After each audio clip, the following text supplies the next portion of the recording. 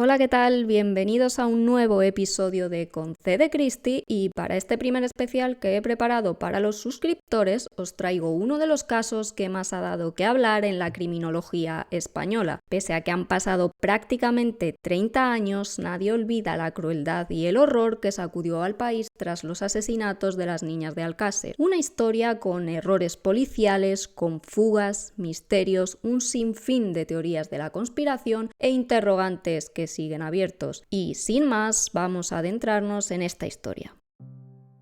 El 13 de noviembre de 1992, 3 chicas desaparecen en Alcácer, un pueblo de Valencia.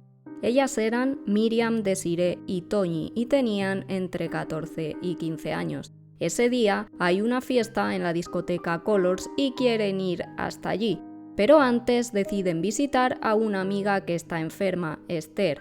Esta chica en ese momento tiene gripe y por tanto decide declinar la invitación para ir con ellas hasta la discoteca Colors. Ese fin de semana no iba a haber autobús hasta allí, por lo que piensan en hacer autostop. Pero antes Míriam llama a su madre para que le pregunte a su padre si éste les puede acercar hasta la discoteca. Sin embargo, el padre dice que se encuentra enfermo y le transmite a su madre que le diga a las chicas que no las va a poder llevar. Es entonces cuando se deciden a buscar un coche que las lleve hasta allí. Se despiden entonces de Esther, la chica enferma, y van a buscar un automóvil que pueda llevarlas hasta la zona, pues el camino es largo. Para llegar allí desde Alcácer tienen que recorrer 2 kilómetros de carretera, luego otro más en Picassent y de ahí otros 500 metros más hasta la discoteca. En Alcácer, un conocido del pueblo, Francisco José, las sube a su coche, pero las deja a la entrada de Picassent porque su vehículo pierde gasolina y tiene que llevarlo al taller antes de que éste cierre. Es entonces cuando vuelven a hacer autostop. En ese momento, un vehículo con 2 chicos se detiene frente a ellas, son Anglès y Ricard. Ellas preguntan si van a Colors y ellos les dicen que sí. Las 3 se montan en el coche y a partir de ahí se les pierde el rastro. Durante días, las familias de las 3 chicas piden su vuelta en los medios de comunicación. No saben qué les ha podido pasar, ni siquiera si siguen con vida. El terror poco a poco va apoderándose no solo de Alcácer, sino de todo el país, pues cada vez el caso es más mediático. Y tras 2 meses sin noticias de las chicas, el 27 de enero de 1993, un hombre que acudía a revisar su panal de abejas en una zona conocida como La Romana, ve lo que le parece una mano saliendo de la tierra.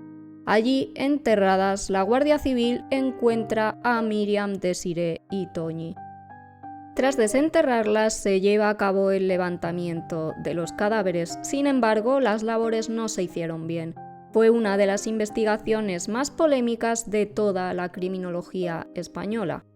Hay que recordar que habían pasado ya 2 meses desde la desaparición de las chicas y por tanto los cuerpos no estaban ya en buen estado. Pese a todo, era más que evidente el sufrimiento que habían tenido que vivir estas chicas antes de ser asesinadas. En la zona en la que aparecen los cuerpos no solo se hallaron a las chicas, también se encontraron pelos y restos de ADN.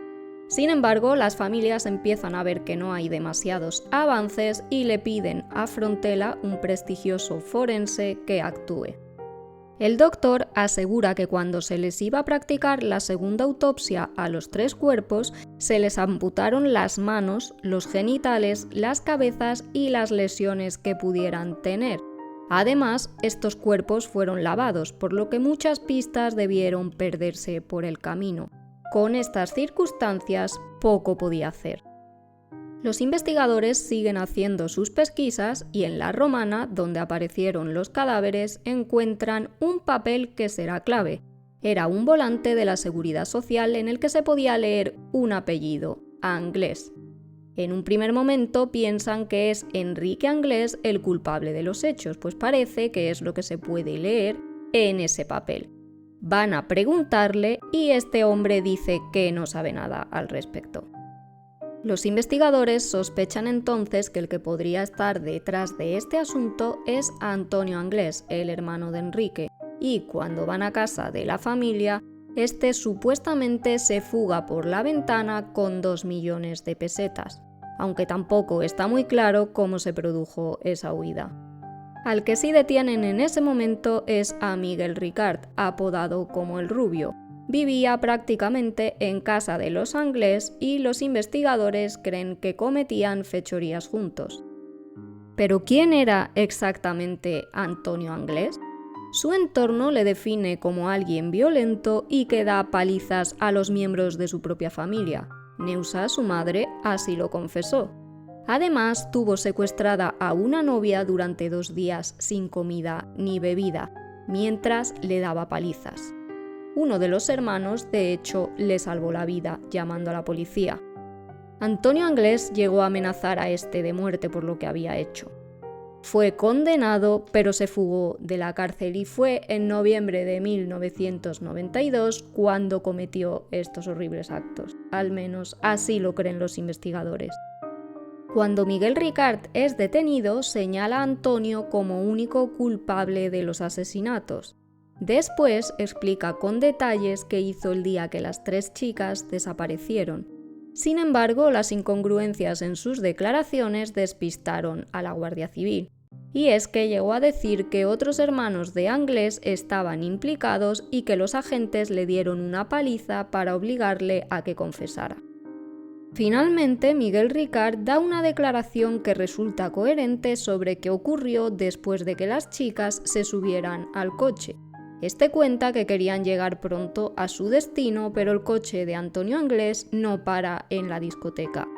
Miguel y Antonio deciden pasar de largo y las chicas le dicen que se han pasado del lugar al que ellas tenían previsto llegar, pero el coche continúa hasta la Romana. Miriam, Toñi y Desiree increpan al conductor y Antonio se vuelve, agrediéndolas con furia. Alguna de hecho llegó a perder algún diente por el impacto. Llegan entonces a una casa abandonada en la Romana, a la que solía ir Anglés normalmente. Las chicas suplicaron por su vida, pero ninguno de los dos las escuchó. Ambos siguieron golpeándolas brutalmente. En ese momento, y siempre según esta última declaración de Ricard, empezó a discutir con Antonio y fue este quien impuso su voluntad. Dice que no piensa soltar a las chicas. Entonces ata a Miriam, a Toñi y a Desiree a un poste. Estas gritan, pero él respondió atizándolas con un palo. A las 3 chicas las agredió posteriormente y las torturó durante horas. A eso de las 12, Antonio y Miguel bajan a un bar cercano y piden comida para continuar la noche. Nadie sospecha en ese momento lo que estaban haciendo esos 2 hombres que habían bajado hasta el establecimiento a por algo de comer. Vuelven después a la Romana, cenan tranquilamente, ofrecen agua a las chicas y siguen con las horribles torturas hacia ellas. Después, tras asegurarse de que están bien atadas, deciden irse a dormir. Anglés le dice a Ricard que mañana seguirán con la diversión. Se tumban entonces en un colchón y se tapan con una moqueta que hay allí para pasar tranquilos la noche. Las chicas gritan y les piden a los 2 que las liberen. Anglés les dice que se callen, pero no hacen caso y este contesta propinándoles una paliza con un palo. Como loco entonces sale de la cama, baja abajo y sube con una pistola con la que les apunta. Las 3 niñas guardan silencio, es entonces cuando Antonio se tumba y se duerme hasta el amanecer. Miguel Ricard hace lo propio y también se duerme. Cuando Miguel se despierta, está solo con las 3 niñas y estas aprovechan para rogarle que las ponga en libertad. Sin embargo, Ricard sabe que no puede soltarlas después de lo que han hecho a lo largo de toda la noche. Entonces vuelve a Anglés y este ya ha decidido qué van a hacer. Antonio y Miguel las llevan fuera de la casa. Anglés ordena que vaya hasta la misma y coja la moqueta con la que se habían arropado. Entonces se ensaña con Desiree y después sigue con las otras chicas. Tras propinarles un sinfín de golpes con un palo, apuñala a Desiree para a continuación sacar el arma. Dispara entonces a bocajarro a las 3. Se le encasquilla la primera vez, pero no las siguientes. Ricard tampoco hace nada para evitar el horrible desenlace. Antonio y Miguel hacen una fosa y al fondo ponen la moqueta. Encima colocan los cadáveres y los cubren con hierbas, tierra y matorrales. Posteriormente siguen con su vida normal. A partir de ahí pasan un par de meses hasta que aparecen los cuerpos. Es entonces cuando los investigadores estrechan el cerco y detienen a Ricard, mientras que Anglès se da la fuga. Pese a los esfuerzos de los cuerpos y fuerzas de seguridad, Anglès burla absolutamente todos los controles. Y es que parecía que siempre iba por delante de los investigadores y se adelantaba a sus movimientos. Lo último que se sabe de Antonio es que embarca en un buque con destino a Irlanda. Le descubren como polizón, lo encierran y nadie sabe cómo, pero se escapa. Desde entonces las hipótesis sobre su paradero son múltiples.